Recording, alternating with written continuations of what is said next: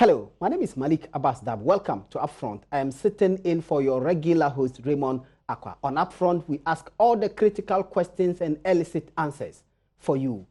When we come back from the break, I will introduce my guests who will answer the questions asked regarding the glowing picture the president painted about the state of Ghana when he delivered the State of the Nation address in consonance with Article 67 of the 1992 Constitution. My guest is a member of Parliament and a member of the Finance Committee who will answer all your questions. Keep watching.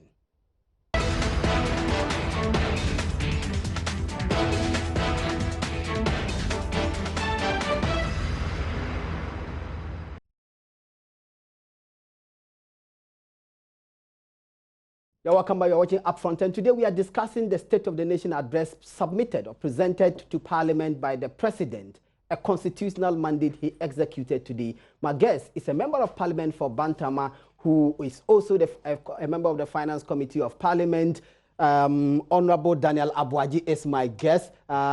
This is my first time doing this with you. Exactly. Welcome to UPfront. Thank you. You were in Parliament today? Yes, I was. You heard the President. Obviously. He paid a glowing State of the Nation. It is factual. That does reflect the true state of... It is. You come from a constituency. You believe this? Do your constituents share this view? I think it's... let me say good evening to all your viewers and, of course, to my people in Bantama constituency and say that what the President did today is quite great, impressive. And these are things that we have done over the years. I mean, the last 2 years since we took power.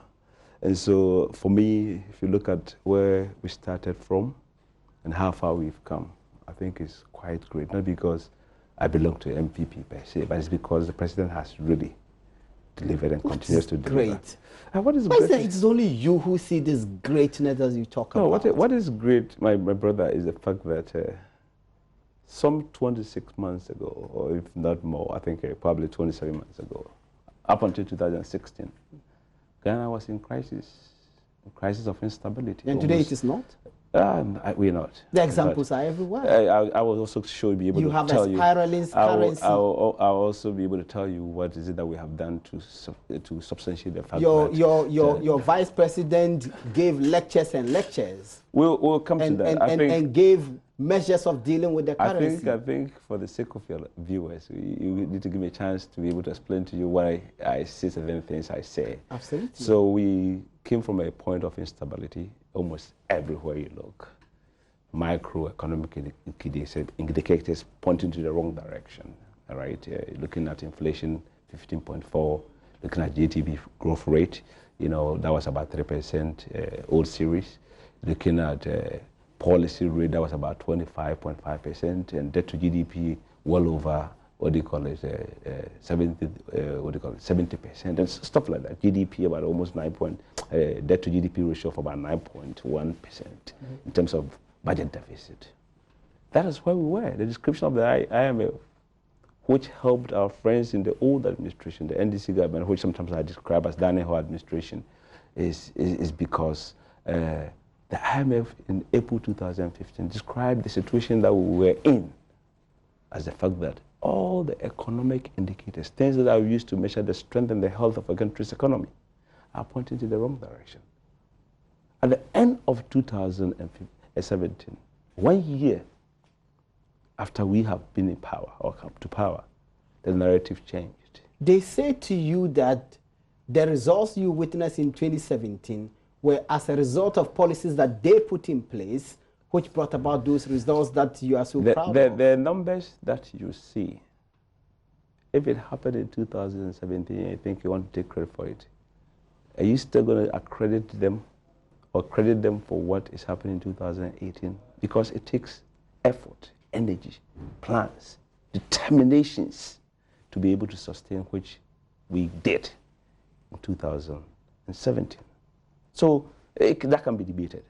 Bottom line is that the macroeconomic indicators are improved. Today, as we speak to you, inflation is 9% from 15.4%. Today, as we speak to you, the policy rate that we have today has moved from 25.5% to 16%. The effect will go on lending. Today, as we speak to you, we can boast. Remain quite high. Well, interest rate, I borrowed under NDC for my business. I borrowed at least at 37%. Today, the same bank. 37%. Where? Which bank? Of course. The interest rate was I'm an honorable certainly member. couldn't have been 37%. I am telling you. That's an exaggerated figure. I'm not. 37%. No, I'm an honorable member of parliament. There's no incentive to lie to you. I can show you the facts. There's no need for me to show them, but what I'm telling you is the truth. Today, the same bank that lent to me at that rate is giving me a term sheet that is calling for 24%. Some other bank that want to bid them for the business is calling about 22%. Let me give you an example of what happened. Even the NDC government borrowed 1.2 billion for the road fund from, what do you call it, from UBA at the rate of 32%. When we came to power, we refinanced that by the balance that was on the account with Commercial Bank and Fidelity. Because you're looking for the government disagreed with you on the this. Government borrowing, I'm just telling you. No, he may disagree, but the facts speak for himself. We borrowed at a rate of 21%. So if I tell you that I was getting it at that higher, 37%, because maybe risk profiles may be different, government got it, and the NDC at 32%. And today, it is 21%. So all these have changed. But then let me help you to understand what we are doing, or what we came to power to do. First, let's stabilize. Second, while we are doing the stabilization, of course, when you stabilize, you have to sustain. So we have stabilized a number of things. Even the financial sector crisis, we've managed to at least deal with the banks. Today, the banks are stronger because of the decisions we took. And IMF, at our meeting yesterday, Finance Committee meeting, said, it is not easy to clean up 7 banks. Financial cleanup is quite expensive and a heavy and complex exercise. And that the Bank of Ghana has done very, very well. Yesterday, between 2 o'clock and 3 o'clock at a meeting, they're in town. Yes. That's what they said. And this is under whose administration? We didn't create the problem, we inherited it. We didn't cry, we didn't complain. We have dealt with it. The NDC and even objective economic analysts point out that, look, what has happened is that you guys are just lucky. You have nature smile on you. Cocoa prices have gone up on the international market. Gold prices have gone up on the international market. Oil production has gone up. All of these have accounted for the relative stability that you are beating your chest over, not because of any ingenious policies on your part. I disagree with you that the cocoa price have gone up. Cocoa price have not gone up. Cocoa price, what we pay to farmers... Compared to what cocoa prices under the previous government, let your producers check for you. Today, for every tonnage of cocoa that we sell, Ghana runs at a loss. Check, just check it fast. I can be able to share with you. So that is not a fact. By the way, if you say price of fuel has gone up, whatever it is, Ghana is a net importer of fuel. So ultimately, that is no longer the case. No, I'm coming. So ultimately, it is. It is no longer the case. Ultimately, we will spend more. By the way, if you want to talk about fuel and prices, what was happening during the time of our friends in NDC, the 8 years? The barrel of fuel was dropping from some $150 to about $30. What was happening in Ghana? In Ghana, the $150 you referred to under Kufuor in 2007 was just for a few months. No. Even if it was $100, it came as far down as about $30 per barrel. But Ghana, while the world market price is going down, Ghana, our price was going the roof. So you shouldn't consider these things in isolation. But under our watch, the global market price of these fuel, it was going up. But the reason why... And we have deregulated, there's deregulation. So what is happening is that if it goes up, Ghanaian prices will follow. The reason why the prices remain stable, even under the former President Mahama's government, even though on the international market prices had fallen, was because they introduced the energy sector levy, which of course your government has adopted. Okay. And you have introduced ESLA, taking the same thing to deal with the legacy debt in the energy sector. But it was an ingenious, creative idea. The point I'm making is just to refer to the relationship of the prices in the world market price versus what was happening here in Ghana. And that is the point I was trying to make. But whatever you want to say is just a matter of, we can debate it. It's the opinion that they're expressing. But let me say this too. So while we were stabilizing the economy, Macroeconomic indicators were being stabilized. While we were saying that let's deal with the financial crisis, we said let's also try to ease the burden on Ghanaians. It's a strategy. Unless you really take a time to look at what MPP was doing, the three strategies that we're doing: stabilize and sustain, ease burden on Ghanaians, and now bridge the infrastructure gap. If you to look at the broad structure of what is happening, bridge the infrastructure gap. So at the point of easing the burden on Ghanaians, making it easier for Ghanaians to enjoy, because they have gone under crisis under NDC for 8 years. These are the few things that we did. We introduced a free senior high school to reduce the burden on parents that were suffering from school fees, and by doing that, well over 200,000 children or school people, students, that because of finances may not have gone to school, were able to benefit from this. That is just like putting money in people's pocket. Today, it is the only thing I'm a beneficiary of, an uncle who had money to support me. Otherwise, if I should go to my village and tell you, some of my colleagues that we finished elementary school, they are palm wine tappers and people that, wine, the sand and stuff like that. So I know the value of education. The president said, let's give to your people. Let's restore the nursing training allowance. Let's make sure we increase school feeding so that children can go to school. We increase it from some 1.5 million people to about 2.5 million people.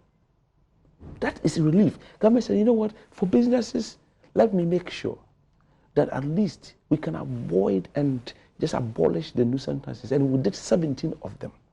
Let me reduce the policy rate so that businesses can leverage. Let me make sure that there's stability in power. Look, I'm telling you this because Honorable. I used to buy under NDC. And the best example I can give is myself. I used to buy under NDC for my small business that I run 12,000 Ghana cedis of fuel a week. Money that could employ at least 3, 4, 5 people.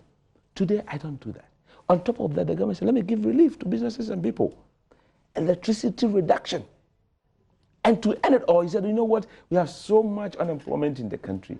Let's try to do something about this. Our friends in NDC may describe it however you want to describe it. 100,000 people, young people, were given a chance to go. And even if they don't do anything, let them go in and experiment with other people's computer and support them.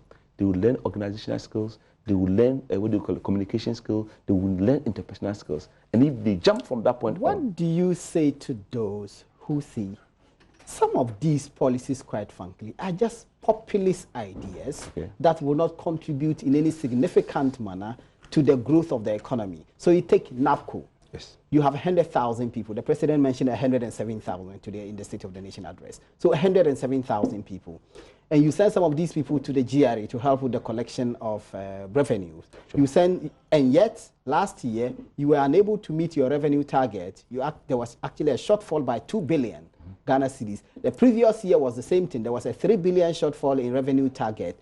Now, when you send these people there, and yet you have a shortfall in revenue target, and you say you are sending some people to sanitation, you are sending some to education, the suggestion is you are not adopting smart measures to dealing with this. We know that tax measures is loopholes. You are not sealing them.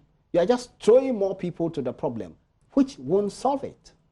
Well, I guess that is where you're looking at this from where you sit. Go and ask the parents who go and ask the child, that the young man who has finished university and has no hope and staying at home for 3 years, not even a chance to get their foot in. But that young man, I'm coming. I gave you a chance and I'll listen. To tell even what they can do. Give them a chance. What Americans will say, just give them a foot in. Go and see that businessman that needs free people to support their business so that ultimately they get this benefit. Because don't forget, part of the program, the module, is the enterprise module. You can go as a businessman and get benefit. Over 3 years, you pay half, the government pay half. Go and ask those people. You may call it popularis, whatever you call it, policies, all those things. Go and tell that mother at Abrepo Junction, who is benefiting, is able, for the first time in her family, is able to take 2 kids to secondary school because it's free. So these are not just that. These are live issues. But there's value. There's value. You are a property-owning democracy. Sure. When the Kufuor government came into office, your mantra was you wanted the private sector to be the engine of growth. And we still do. And you did that because you recognize that the state is incapable of absorbing all the people. Now, why are you not facilitating employment by the private sector, which tends to be more efficient than the public sector? And because it's profit-driven, it will do all the right things. Why are you packing all these people in the public sector instead of expanding the private sector? If you have succeeded in expanding the private sector, you wouldn't need to absorb them. If you are talking about capitalism, I think the greatest country on earth that is the best example is America, where I had a chance to live there for at least 14 years. In America, there are programs that are meant to take the poor, to give them a chance so that they can walk out of poverty. When the whole world is preaching Sustainable Development Goals, preaching zero, no poverty in 2020. You're saying we should leave some people behind? America doesn't. Let me tell you. Don't employ people. The federal government doesn't employ people. The federal government just give people tax breaks. But the federal government give tax breaks. The federal government give, what do you call it? Food stamps. Food stamps. I know that. What are those? But I'm coming. So what we are saying that while we believe in you owning property, you should be able to enjoy a property, being able to acquire it, own it, operate it, go to bed and go to bed for sleep proper. Let's not leave people behind so that the devil will find hand for those who are left behind. So that when you sleep, let us sleep in a prison because you've walled your house with a lot of metals and everything, and you can't even run, you can't escape. So the government said, no, let's pull our people alongside. The greatest asset of any country is the human resources. Go to Japan and see. Today, our friends in the NDC would describe investment in free senior high school as consumption. In Japan, when they're pulling their balance sheet together as a country, investment in raising labor force, people to become ultimately productive contributors to the economic growth, they are considered as investment. Ultimately, if you get them a job, you educate them, give them a job, a chance to get a job, they become, if nothing at all, you get pay as you earn taxes. The country develops. By the way, we have now abandoned the fact that private sector is still an engine of growth. This government is business friendly. You can get NACO. Yes, why not? You can get NACO. I'm going to make sure that there's light on. You can do your business. 1D and 1F. I'm a facilitator. Bring it on. The solutions to the light problems you came and you inherited them. Oh, well, that's what you say. Our friends in NDC. It's true. Our friends in NDC will say we did not even add one capacity, a kilowatt of capacity. But did you? I'm saying. But we had described that the issue was not a capacity issue. And government is a continuum. The issue has to do with management issues, or in that case, financial issues, for which we know them to be incompetent. But they've increased the capacity. So, you, the people who say you are better at managing, people are still sleeping in darkness. I am so happy, You're so happy that, when light goes off, for even 5 minutes, people are crying. That is how far we have come. Because the people deserve to have stable power. And we do. And you promised that. And we do. If you see the little light of that are going here and there, they are not doom so. Sometimes they may be coming to replace the wires to make it even better. But how frequently are they doing that? We can debate that one. I believe this is more about that. So what you have to understand is that we dealt with that issue of doom so. How can you increase your GDP as a country when you put a nation through darkness for about almost 5 years? How can you do that? So our friends were not getting the logic right. At least, if we want to give them the credit, they built the capacity, we inherited them. We inherited many things. But of course, government is a continuum. So it happens. But the point I'm making is that we have been able to sustain it. It's ongoing.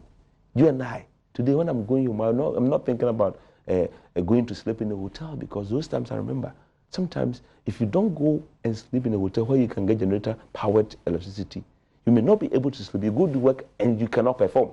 By the time you get to work, you're already tired. So to be able to produce, you go and find somewhere that's a little cooler and sleep so that you can go and be productive the following sector. Today, we don't see that. Let's not forget. So the point I'm making is that, so we ease all these kinds of burdens. NAPCO came through. Electricity went down. Free senior high school, let people go to school. Let's restore allowances. Let's do more school feeding. Leap. 150,000 households benefited. So you don't say because you believe in property-only democracy, capitalism, you leave people. You don't do that. You create equal opportunity for people to get equal chances. And if you do that, you're basically helping. What stood out for you in today's presentation by the president? Everything that he said. One example, in his conclusion remarks, said, what happened in Ayawaso, I don't like. I was going to set up the police to investigate so that we can prosecute what happened. But of course, when he heard the comments that was coming, he said, let me even expand it to a commission of independent-minded people who would say things as they are. Honorable. And challenge us in Parliament. Elsewhere, you know what the president would have done? Yes. He would have fired the national security minister. We live in a country of rule of law. No, yes, but the president would have fired the national security minister. If I'm the president. Because this happened under his watch. If I'm the president, even if I want to fire, I would like to know the true cause and effect. And if it means I have to fire, I can assure you. You don't need to know the cause because that thing happened. This is not a president that is just going to say, my people are saying I should protect this. No, he's not that kind of. He's very bold president. That if it means firing, oh my friend. Have we seen evidence of that? We have. Everywhere. Tell me. Evidence. He's a president that came and said that I'll pledge my presidency at the altar of dealing with Galamsey. If it means I have to do the right thing and even put my presidency on the line, I will. Very bold. The first time that at least as far as I can remember, any president has taken a bold decision that not anymore, never again should Ghana go through a situation where we have financial instability, crisis, budget deficit that is more than 5%. We are getting out of the IMF program. We passed the Fiscal Responsibility Act. And he said, I remember at the finance committee level, I was there, and said, we asked the minister, don't you think you are basically wrapping a rope to put on your neck and that you will end up drawing it for you to die? He said, I don't think this is more for me.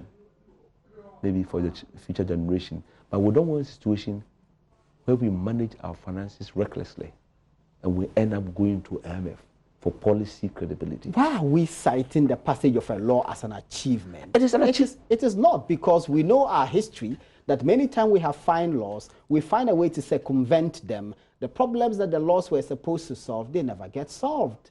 So merely passing a law is not a solution. I'll give you an example. 2006, your government, the Kufuor government, passed the Disability Act. Okay. The Disability Act required that within 10 years, public spaces, hospitals, ministries, all of that will be disability friendly. There will be access. It's been how many years? It's been 12 years down the line. None has happened. But you passed the law. It was celebrated. Well, so the passage of the law is not an achievement. I can assure you it is an achievement to the extent that you have a president that has a will to make it happen. I just gave you an example of a law which we have passed which has not But I've also thrown something on that. You have a parliament where the opposition will rush to want to pass a vote of no confidence in the Minister of Finance. If it goes beyond that coming to the people's rep, the MPs, the members of parliament for approval. Right? We don't want to be a situation where we say we are doing homegrown policies, 61 years old and on, a country we cannot manage our finances. So shameful. So it's a what do you call it? It's a problem to go to IMF all the time. I cannot manage my finances. You have gone to IMF 16 times. I cannot. Yes, 16 times. I cannot manage my finances. Please help me. Let's get out. We are capable of managing this.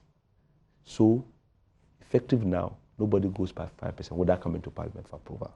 So at least we can can discipline ourselves. But the government is that not a loophole? When you say without coming to Parliament for approval, I think that means one can come to Parliament to seek approval to go beyond the 5%. I think there are situations, circumstances in the law that will tell you that if you want to go over, there has to be some catastrophe. I'll give you another example, Honorable, respectfully. No, I'm just saying we passed a public procurement law. Okay. The public procurement law left a small window for sole sourcing or single sourcing. We know that that has become the order of the day. Okay. That governments just come, they set aside the main provisions, and they use this small loophole. Every contract becomes a matter of urgency, and then we use single sourcing. I think you will call it a loophole, even though I can understand where you're coming from, because there was a government that abused it. The previous NDC government. Even this government is doing single sourcing. There have been contracts that they've done single sourcing. Go and look at the ratio. When we are speaking, so it's a question of ratio. No, because sometimes, of course, if people are coming with contracts and projects and they may have finances that will do it, your hands are sometimes tied. And the law allows that. There's no, by doing single sourcing. Strict conditions. No, exactly. So if you want to use it, then you must meet those benchmarks. So I wouldn't consider that to be. And this government has gone ahead, on top of that, to set up a fiscal council. That advice, and let's make sure together we manage these affairs. So there's a difference between a government that is performing. Again, Honorable, yes. When we passed the public procurement law, yes, we set up a public procurement authority, sure, which was supposed to supervise the procurement. And yet we know that the public procurement authority virtually gave a blessing to every requirement or every request for single sourcing. Malik, there's this thing that I think I should tell you. When you probably, not to you, anybody that appears before me for an interview, and I've interviewed quite over 4,000 people in my life, my career, and hire many, close about 1,000 and stuff like that. There's one thing that we keep asking people when they come. Have you ever broken any law? And the people will have, no, I have not. The idea is not to say breaking law is good. The idea is to say, will you, if you have to, get life saved, break the law to save it. So there are certain demands, there are certain things that we need to do as a nation that may require that we have to expedite. That is why in the wisdom of the lawmakers, they provided that provision. So to the extent that you comply with them, I don't find any fault with it. All right, except that when you use it, when you abuse it excessively, that's where there's a problem. So I can understand. But of course, you cannot tie yourself and say because of the law people should die. So you were telling me the things that stand out for you in the presentation. And please speak up for me. So going on that line, so I say, not only do we have commission to investigate what happened, we also challenge the members of parliament, the leaders of parliament, leadership, minority and majority, that you guys should go talk to your party and come up with a united solution as to how we deal with this vigilante issues associated with our politics.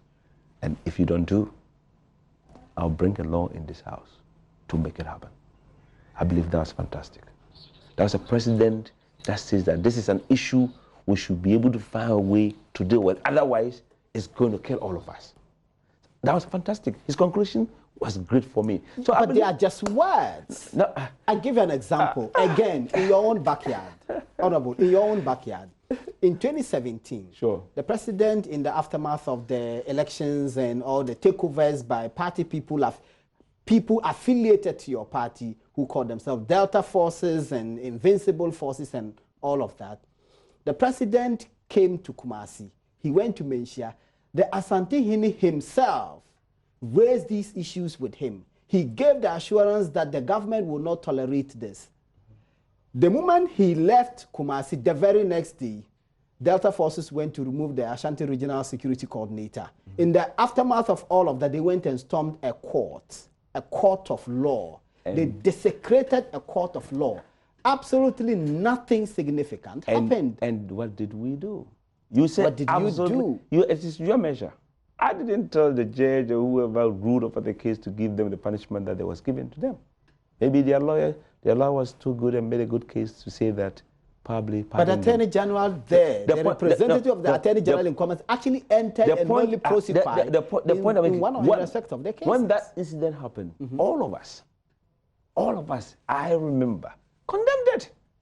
Did you? Yes, why not? Your party chairman said that Freddie Blake, who is your party chairman, let me actually say, said that the guys the were president acting condemned a civic duty. We condemned it. It was not right for them to have done what they did in court, and all those things that they did, we did not support it. Your original chairman, who is supposed to be one of the people, your godfather in that region, let me say, actually supported them. Let me say, of course.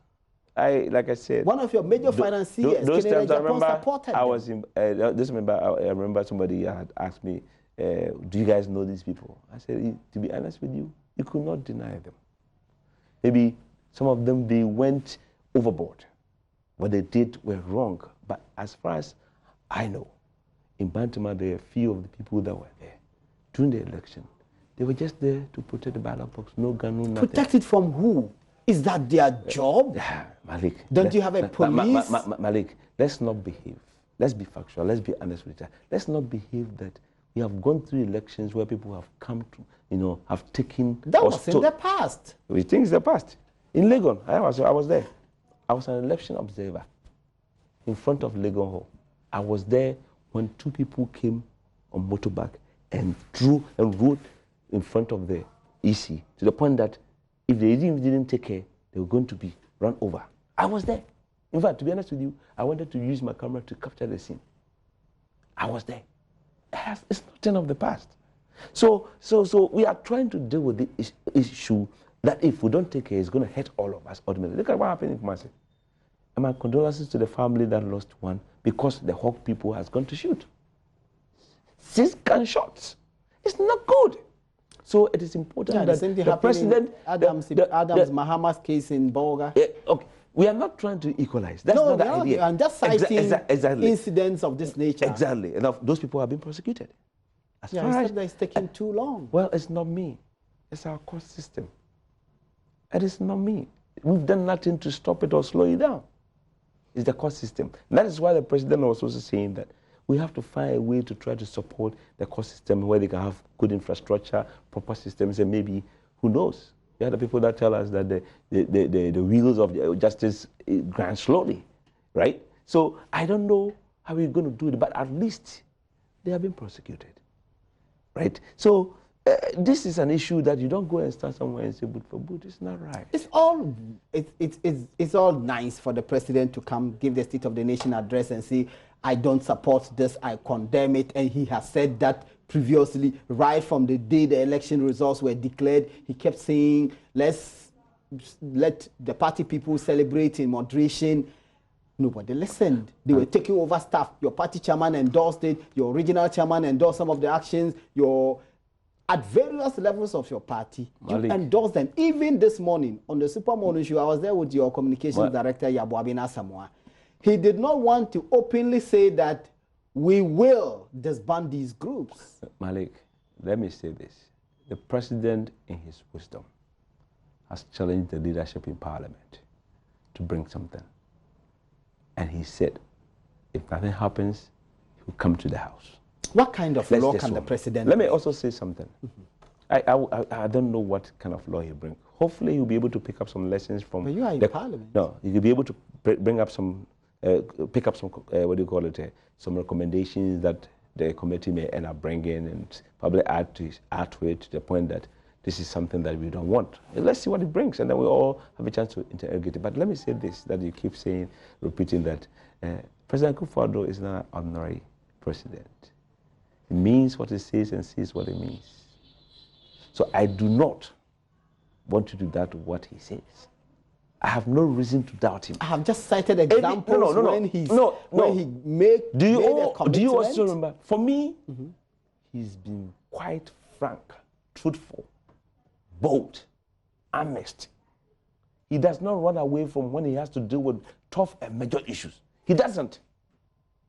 Even his own party people, we as members of the MPP party, he'll tell you that if you don't do things right, I have no reason to let you be there. You have to. So, point is that If you want to make money, you want to sell this in London, go to the private sector. And yet, when cases are brought against his own people, that does not mean they are easily cleared. Nobody, to the extent that he's being called a clearing agent. Nobody should take his leniency to be his weakness. You think he's lenient, he's easy to clear people. That's what you think. And sometimes until you get onto their shoes, you don't know what is being done.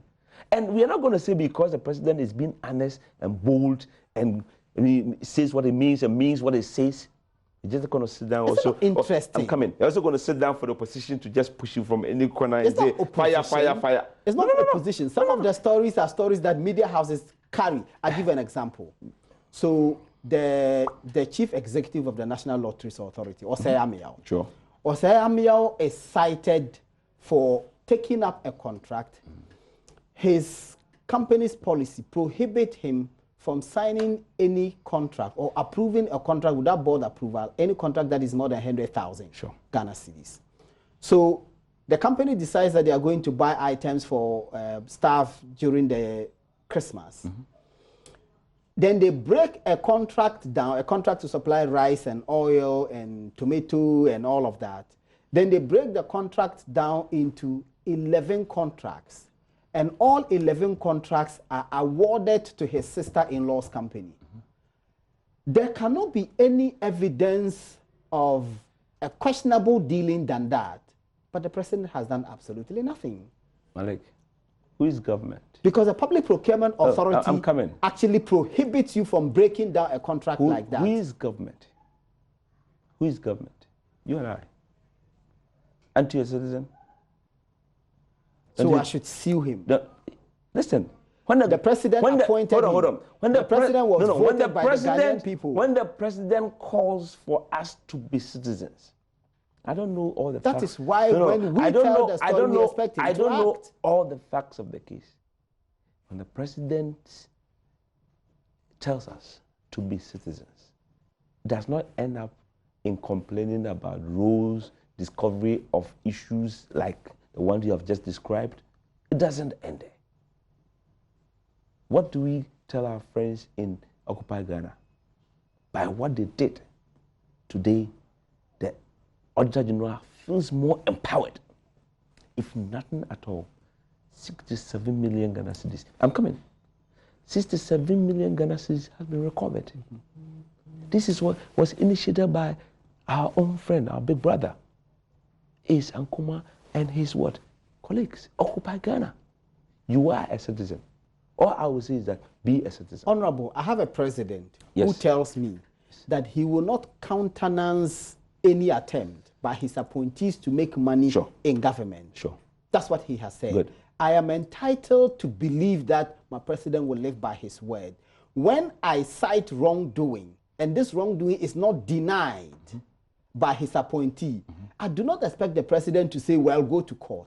No. I expect the president to call his appointee and say, did you do that which you have been reported to have done? As we sit here, you and I don't even know what the president is doing.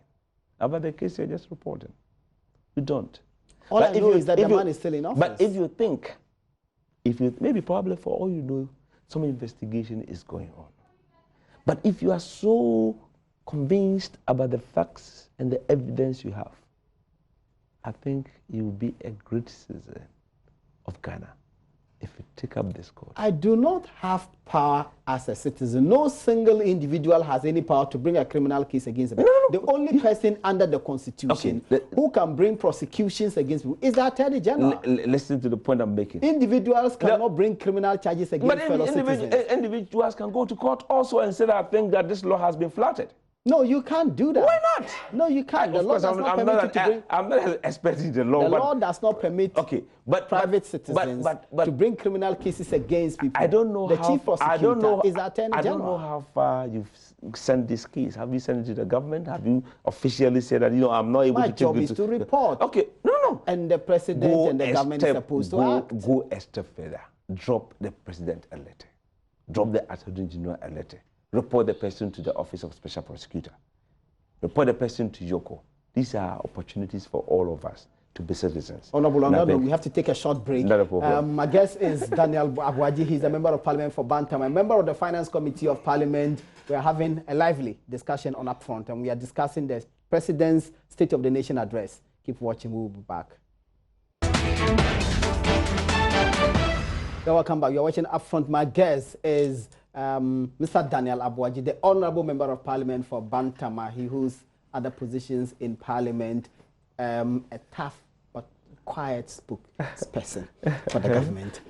Honorable, we left on the note of what the President is doing in respect of corruption. Sure. I think, and this is a view held by many people I speak to, sure, they think that the President is not as tough as they would want him to be on the question of cracking the whip on his own appointees. I disagree. Some say even the opposition, when the President was Attorney General by this time in 2001, 2002, there were many people in court. Mm-hmm. I disagree. I his President, not much has been seen. I sincerely believe that the President has a 4-year mandate. The President created the Office of Special Prosecutor. You are I can't say if the dance will go well, it shows from the morning. And it did. Has it? It went through the House. The act was passed. It was not an easy one. Someone has been appointed. Funds has been provided. After he complained? No problem. It's okay. He doesn't have the full complement of the office staff he needs. The good thing he doesn't even have a good office to operate from. So the President eloquently speaks about good intentions. Yes. When it comes to implementing them, then Malik, we are left in the wilderness. I am saying the President has done well and has done the needful. Yes, you may not have a good office to operate in. The office may not be good. You can still do your job. By the way, this is a listening president, President Kufuor. I call him Nyameche. It's a God's gift to us. What did he do in 2019 budget? 180 million Ghana cedis. You can have this. By the way, as you lawyers say, I don't know. It's an allocation. The money has not been released. And you know better than me. No, I'm saying that the allocation doesn't necessarily mean that the money will be released. You put your money where you believe in. I believe that so far they haven't done that. Well, if we're only 2 months in the year, at least we know that an allocation. We'll come back and see the overturns, ultimately how much has been spent, how much was released. We'll see it. So it was good that he complained. The President listened. He said, he didn't have to get there. No, I'm saying that whether it got there or it didn't get there is not the issue. The issue is that there's progress. But this is the President's signature pledge. It is part of the many things he's promised, and he's making steps. Let me tell you today, you know what the comment he made about that? That he said he believes in the man that he's put there, and he believes that at the right time he come out and deliver. What is the pressure? But the man has to be empowered. No. Empowered by who? What else do you need? When a law has been made, regulation has come through the House, because that I believe has matured already. You have 180 million. Please, you don't want a situation. You are the same people that will come around and say, hey, the special prosecutor brought this case, and I don't think you know went to court, and they lost on the case, causing judgment debt and issues and problems. Please, I don't know too much about the law, but what I do know, in at least our court system, because of my experience, small experience in going to court, is that it takes a little bit of time. So as Ghanaians, it's okay. It's one thing that we all want to see things happening. Is that not precisely the reason why, Honorable, that from day one, even before Martin Amidi's appointment, the government ought to have been clear in his mind that the enabling legislation, apart from just the act, the enabling legislation ought to have been prepared within the period that the act says it will be prepared, that the full complement of the staff that he needs he will find, that the investigators will be available, that space will be provided. All of this ought to have been done. Malik, let's give the President some credit. I think he deserves it. This was non-existent. He created it. The law to deal with it has been passed, the Act of Parliament. You are a businessman. He has assented to it. You know, the reason I say we should give the assented to it, he said, appointed the people, create the office, make it operational. I don't have money. Here's 180 million. If you're having challenges, come to me. I'll talk to the Minister of Finance. You get the money to do what you have to do. You are a businessman. Yes. How many employees do you have? About 500. When you assess your employees, do you measure them by results or you measure them by effort? Of course, results. So why are you measuring the president by effort? He's delivering results. What is the results? A law has been passed. That's not result. It is tangible. It's can not. be measured. If I should put you... What is the objective of the law? No. If I should put you and give you deliverables, right? One of the deliverables I'll give you will be the fact that by X date, make sure the Act of Parliament is passed. If you get that done, and I see a tangible law in front of me to sign, what is the law intended to achieve? I'm coming. You are looking at the ultimate resource, but I'm looking at the resource of every stage. These are what we call milestones, and they are deliverables. A law. By this time, by 1 year time, pass the law, give it to me, and sign. Do we have a law? Yes. By X time, interview somebody, appoint somebody, and let's make sure that we have somebody call Office of Special Prosecutor.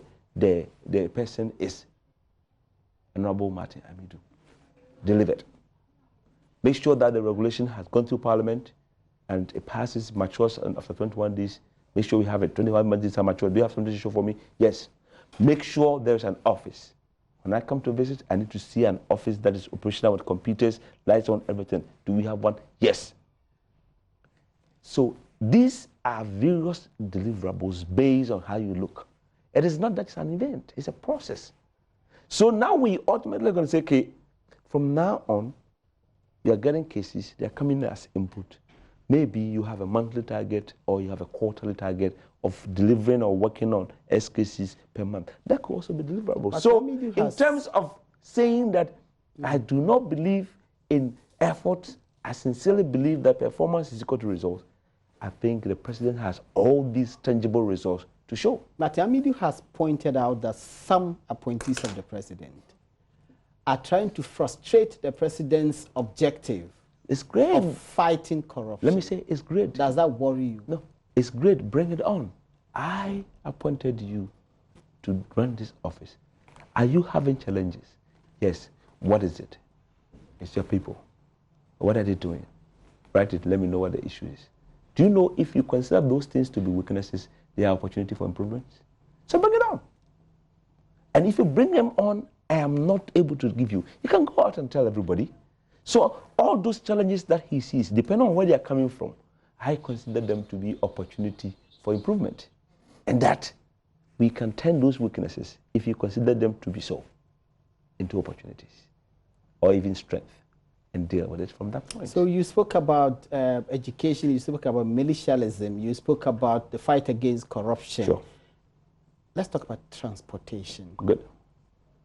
The government spoke a lot about what it would do in the rail sector. Yes. No tangible results yet. Huh? You're in your third year. 1 billion to what? To the railway alone. At least if I haven't seen anything at all.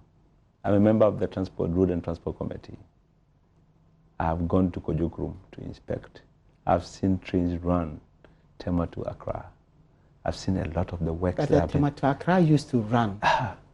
And then we ran it Malik, the president and then we brought it back. The president does not have only 2 years mandate. He has 4. And don't forget, we are mindful of the fact that our friends in NDC did Green Book. And the Green Book was supposed to be the Bible of things that they did, their achievements. Ultimately, what happened? Ghanaians voted against them. Yeah, but the Kufuor government did some positive change. I'm coming. 1 and 2. So what you can see is that we know what it means not to deliver on your promises. We know what it means. So the president is taking steps to do. If you go to railway, he's actually, and let's give credit and a lot of thumbs up for our brother Jogati for the great things that he's doing. Very bold, very determined. He tells you, watch him. I need people, investors, let them come in and invest. And he's so keen, and his people, his deputy ministers, they are performing, they're not playing. I had a chance to join them, one of their teams, to go to China to look at monorail and see what we can do. Please, it takes time, but they are performing. So we cannot say the president has done nothing. The president is actually taking steps necessary to ensure that our transport system is good, both in the skies and both the railway and the ordinary transport system. Today, go and see. Thumbs up to Nana Akomia. How he has turned it over to the point that their revenue has doubled, more than doubled. I think they were making close about 2-point-something million a month, and now they're doing close about almost 5-point-something million. Complete turnover. That ISTC never had account. I can testify to that. So please. But the president made a clear promise to clean our cities, especially the capital. Good. There is a monumental failure on that front. Oh, well, you describe it as their challenges. Is it not? No. It's not a challenge, it's a failure. No, I would say challenges. Because if you say you want to make it a cleaner city in Africa, okay, and nothing has changed. Today, he clarified it. Let's give him that benefit of doubt. He said, I'll make it the cleaner city in Africa by the end of my term. Today, this in is Parliament. His third year in office. He just delivered his third State of the Nation address. Let's be honest. The president has completed 2 years of his administration. He's in the second year and the third, if you wish. So probably altogether 26 months. Even the second term is not ended. And he said, I am going to deliver. For me, I am intoxicated with the president. If you have 2 years and you haven't done it. I am, if you can't do something as basic as clean our cities. But Malik, development or achievement are not just events. There are things that have to be consciously conceived, planned, delivered, processed out, and you work the implementation plan. It just doesn't happen. Otherwise, it becomes unsustainable. So when it tells you, you know what, one of the things that he's done is change the minister and things are happening. One of the things that you have to say is that, let's give him the benefit of that. Say by the end of his first term, at least, if he's lucky and he gets second term, agreed. But I can assure you, me from where I sit and where I'm coming from, this is not a president that is just going to sit in for 30 seconds, you are a businessman. Sure. And because you're a businessman, something which should be dear to your heart is the local currency and its value. Good. You must be disappointed that the president didn't mention it. Because it's so topical that he couldn't have missed it. I don't want to say that you're also experiencing the problem of what I would describe as opposition wahala. When the president's speech calmed them down so much to the point that they end up talking about the fringes. The president did not mention all the... So he mentioned some. No, he did not mention all the indicators of the macroeconomic indices. He didn't mention all of them. He mentioned some. And I'm telling you, the dollar issue. We have to continue this discussion another time. I'll be happy to come over again. Sadly, we have run out of time. It's going to be managed. IMF was there yesterday. They talked about it. I'll bring you back certainly so that we can continue with this discussion. Mr. Daniel Abuaji is the Member of Parliament for Bantama. He is a Finance Committee member in the House. He has been my guest answering questions regarding the President's State of the Nation address. Until next week when we come your way again, it's been Malik Abbas Dabu sitting in for Raymond Akwa.